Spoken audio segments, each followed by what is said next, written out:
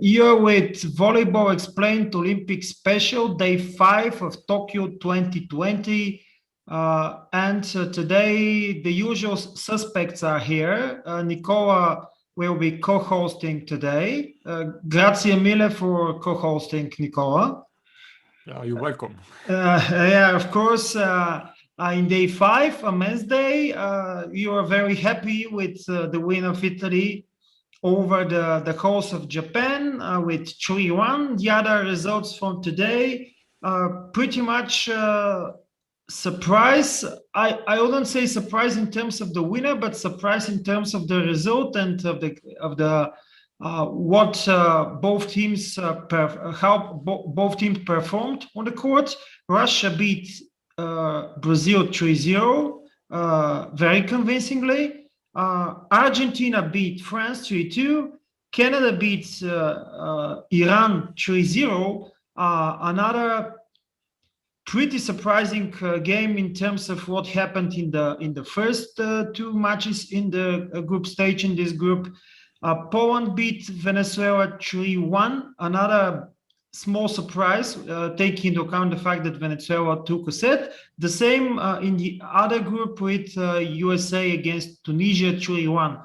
Very similar games in terms of what happened, favorites against outsiders. But let's start with the biggest match today in terms of names. It wasn't the longest, it wasn't the most competitive match, but still the Russian Olympic Committee, as named in these Olympic Games, beat Brazil 3-0. A great serving and blocking by Russia. Great Dmitry Volkov with 19 points.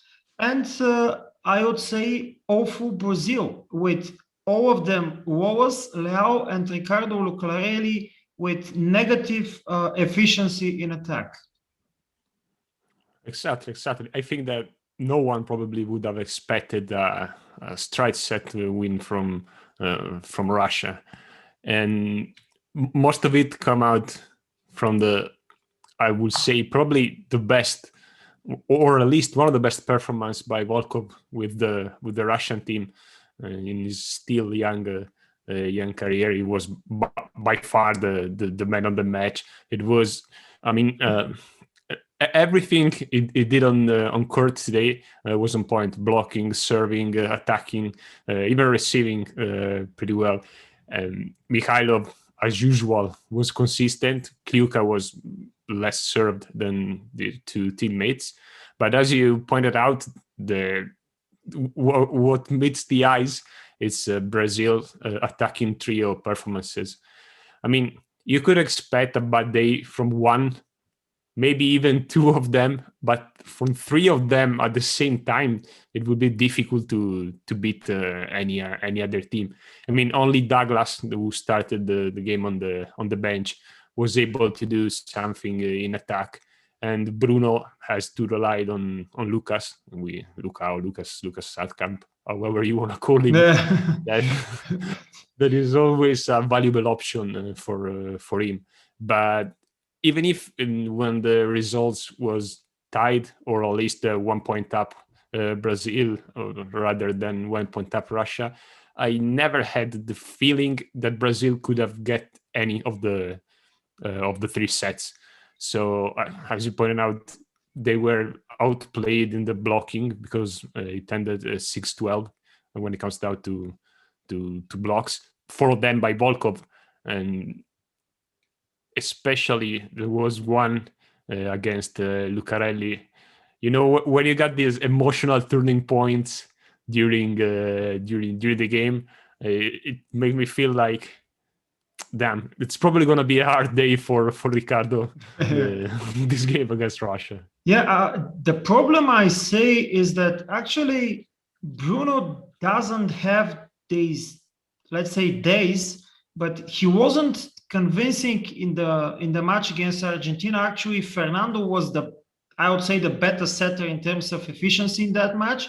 And in this match, when all of your attackers aren't in their best shape, I think the Olympic champion with the US team in the 80s, Paul Sutherland, who was a commentator for FIVB, I believe, some years ago, had that when everything stinks, you take out the setter. And I believe that something is not in order with the game of Bruno. And when all of your attackers are not playing well enough, I believe that the problem is with the setter. And of course, Renato Zot tries to move on with Krelling, but yeah, when you play against Russia, and Russia is in a great shape, they beat Argentina with 3 points, they beat the US team with 3 points, and this is not something that can be just put on site very easily. And yeah, Russia is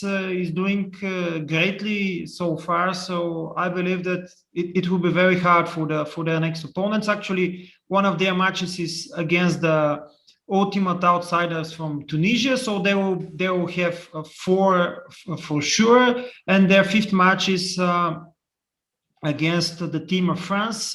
France is not in their best shape. We're going to talk a little bit later about France. Okay, let's move on to Italy, Japan. I would just like to say that Simone Giannelli was back, even though there were some information that he won't be back, but he was. So I leave you to do the talking, then I will try to add something if needed. Yeah, Italy had to redeem itself from the very poor image they left after the game against Poland in match day 2. They actually did it, and they did it in a convincing way as a team, and rising the level in every aspect of the game, especially when it comes down to blocking and receiving, but also with serving. They didn't score a lot of aces, but they put the reception of Japan under pressure for basically the entire game.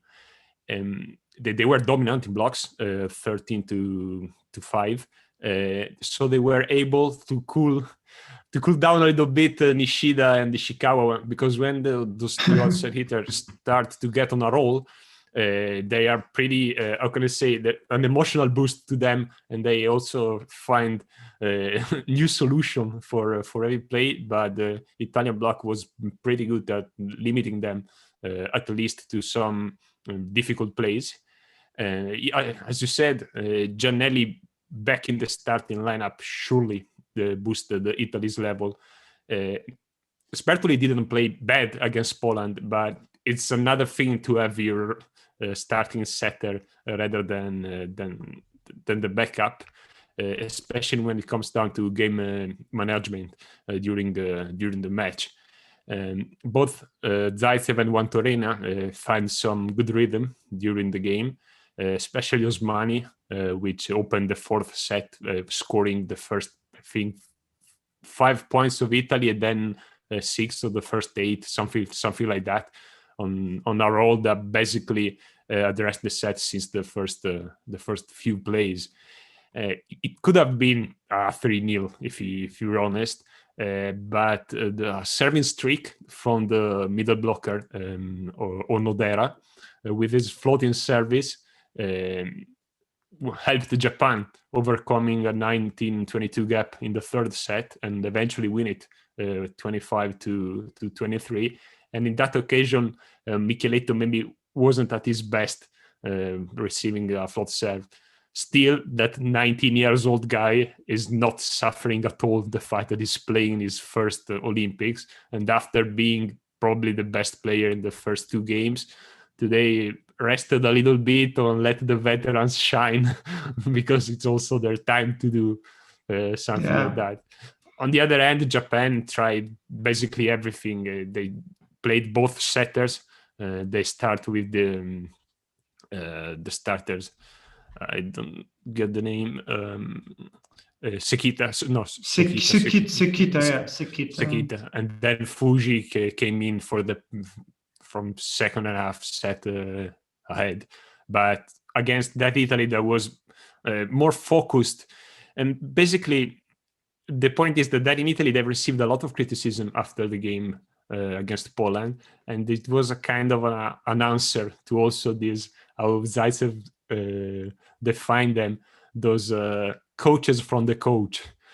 Um, so they find a way to get the second win, which in a tight group like the Group A has become. Yeah. It's pretty good to beat 2 win and 1 losses instead of 1 win and 2 losses. Yeah, around the New Year's Eve when I made this study, let's say, or the poll actually about the best setter, and some Japanese fans, wrote Masahiro Sekita, and really, Sekita.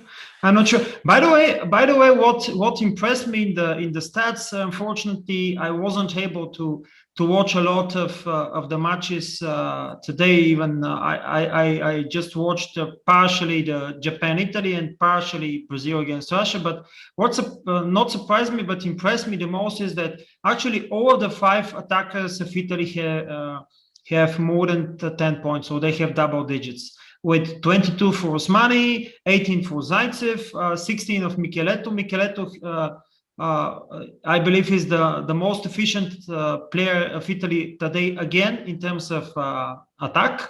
And 11 points both for Simone Anzani and Gianluca Galassi. So very consistent Italy today, even though they lost this third set a bit surprisingly, with loosening the grip with this serving series of the middle blocker. But still Italy is keeping on going. So they have also a match against Venezuela, and with that they will for sure be easily in the quarterfinals. Their last match will be against the other match left is against the team of Iran. Okay, let's go to Argentina, France. 3-2 tiebreak. I wouldn't say that big of a surprise, taking into account the fact that the French team is not in their best shape, and I would say that Ngapet is, I would say, even fat, or at least overweight for what she should be. And his efficiency in attack was again awful. I would say that Clevenot played an unbelievable game, but that wasn't enough. The other way around, reversely, Argentina is playing very good. They showed that also against the team of Brazil, and the Czechos' distribution is almost ideal and very even. That helps, I believe, the team of Argentina and their reception as well. Yeah, we could say that Argentina deserves this victory, especially after the performance, even against Russia in the first game, when they were able to take a set, but especially, as you mentioned, the game against Brazil.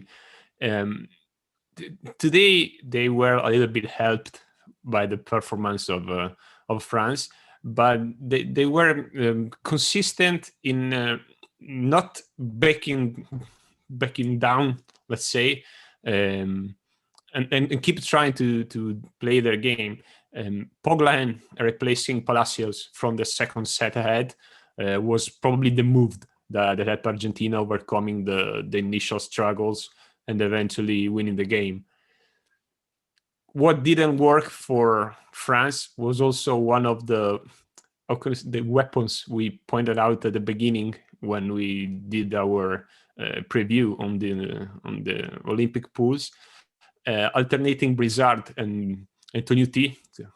That usually it's a move that helped France improve. Today it didn't work. At least didn't work so well as probably they would have expected, because Brizard played the first 2.5 sets, and then Tonuti played the ensuing 2.5 sets.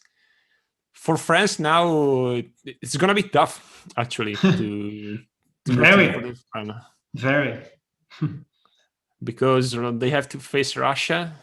They already played their jolly against Tunisia, the easy win, and then they have to play Brazil. Argentina, on the other hand, has to play against Tunisia and against the USA. Yeah. So they could sneak in. It would be a surprise, because I thought that it was a pretty much closed group for the first 4. But considering the shape of the teams involved, Argentina actually could qualify for the quarterfinals. Yeah, actually, Argentina can qualify with only 2 wins if France loses against Russia and Brazil. And of course, Argentina beating Tunisia, because I believe that USA will beat Argentina. Yeah, but yeah, who knows, actually. Let's go back to the other group. Canada against Iran 3-0. That was surprising for me. It was the first match of the day, actually the first match in the night here in Europe. So I wasn't able to watch it, but it's surprising because Iran played great against Poland, and Canada wasn't that convincing, especially against Japan, where they lost. So yeah, from the stats, what I can say is that Iran just made too many errors, with 7%, 21 altogether, and Canada has got just a better blocking also. So these two factors contributed to the win. Easy win, and also easy and surprising win, as you said, and also the all-around performance from both Perrin and Hogg that were consistent basically in every fundamental. That mirrors the other face of the moon, with a Badipur that couldn't find its rhythm during the game. And a 3-0 was totally unexpected. But in this group, if you look at the results we had in the previous 2 match days, it's totally unpredictable. I mean, I can't really see. If you ask me what will be the results of the next 2 games of this group, I couldn't, except for the games where Venezuela is involved. With all the respect to Venezuela, but the gap with the other teams is too elevate to be even. But any other game could finish either way. So I think that, especially after that result, the wins for Italy and Poland against Venezuela has a major weight when it comes down to the chances to qualify for the quarterfinals. Yes, with Iran facing Japan and Italy in the last games, they could even go out after beating Poland in the first match. That is very I wouldn't say very probable, but possible option. Canada will face Poland and Venezuela, so they have one easy match left. So it's very probable that all will go down to the wire, as I believe in the US people like say it. So okay, let's go to the last 2 matches. Another one in this group. Poland beat Venezuela, but not 3-0, 3-1. In this match, Vito Heinen started with a little bit of rotation with Kaczmarek instead of Kurek, with Kubiak first match as a starter, and Semenyuk, no Leon, in the starting lineup, with Kochanowski and Bienek. And they played very well in the first 2 sets, actually. Like things be perceived as normal, with 16 and 13 in the first 2 sets, but then the unimaginable happened, and Venezuela didn't just win a set, didn't win just a set, but they win it to 18 points, and of course just some kind of an underestimation, I believe, and then of course things got back to normal, and Poland won the last one to 15. So yeah, strange result here. Pretty much the same happened in the US team against Tunisia, but Tunisia won the second set. The second.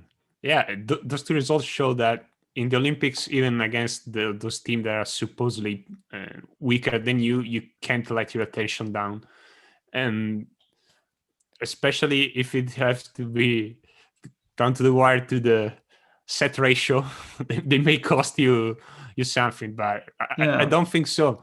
But still, you have to be focused from the start to the end, especially when you get when you play every two days, and these two sets let on Venezuela and Tunisia will show it. But it was more than a relaxing time. Let's say a relaxing set for Poland and the US. Then when things get back to normal, they easily took the set they needed. Okay, let's just mention the standings so far in Pool A. Poland with 7 points, Japan with 6, Iran with 5, Italy with 5, Canada with 4, and Venezuela with 0. So pretty much everything can happen. Of course, the teams of Canada and Italy have this advantage. They didn't play against Venezuela, so I would say that they have one win more in their pocket. So I believe that these two teams are together with Poland will, as a prediction, will be in the quarterfinals, just because of the fact that they have to play against Venezuela. And it's very probable that the last place, but not. I'm not saying that they would be fourth, but I would say that between Japan and Iran will be decided who will be the last team in the quarterfinals.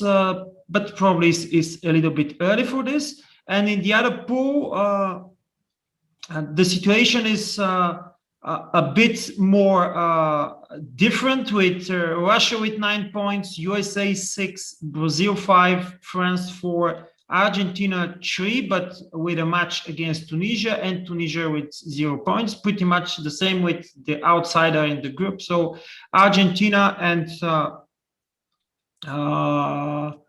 the Russian team will have to play against Tunisia. Yeah. So so these are the standings. It will be very interesting in the next day, especially in the matches between Italy and Iran, I believe. Of course, Russia, France, and Brazil in the USA, but also Japan, Poland, because if Japan can make a surprise against the 2 times world champion in the last 2 world championship, then everything can happen in the last round of the group stage. Let's say also what will be the matches for tomorrow, with Italy, Argentina. Of course, Women's Day, Italy, Argentina, Korea, Dominican Republic, the second match, then Serbia against Kenya.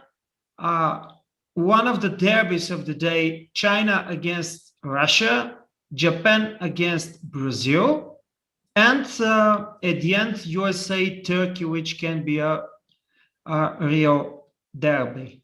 Okay, I believe that was pretty much enough for today's review of Tokyo 2020 Olympics, the men's tournament. Tomorrow is a female day. Very interesting tournament also there. So yeah, things already started going interesting and more interesting, of course. Okay, thank you for joining as a co-host today, and of course, I hope that we'll see also in another episode during the next week, which will be, of course, even more decisive, with quarterfinals, semifinals, and the big finals on 7th and 8th of August. Okay, thank you again. Thanks also to the spectators. Subscribe, like, share, like people like to say. I'm not principally of these people, but yeah, let's say it. And I hope that you're going to do it also the next time. Bye-bye. Bye.